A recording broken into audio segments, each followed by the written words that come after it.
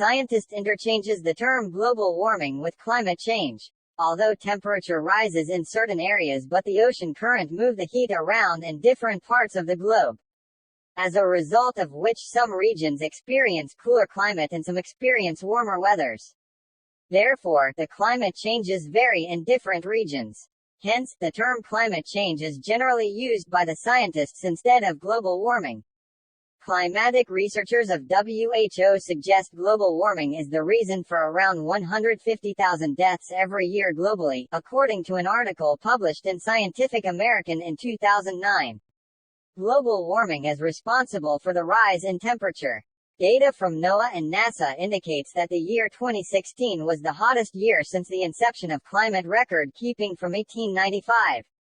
There has been an overall increase of 0.8 of over the stretch of 100 years.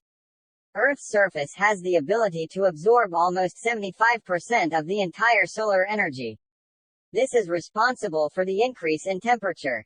However, part of the energy is given back to the atmosphere in the form of radiation. There are certain gases that have the ability to trap heat and restrict the heat from escaping from the atmosphere.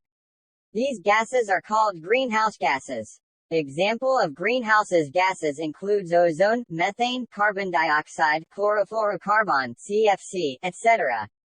These gases absorb heat and add to the process of heating of atmosphere, thereby raising the temperature. This phenomenon is global warming.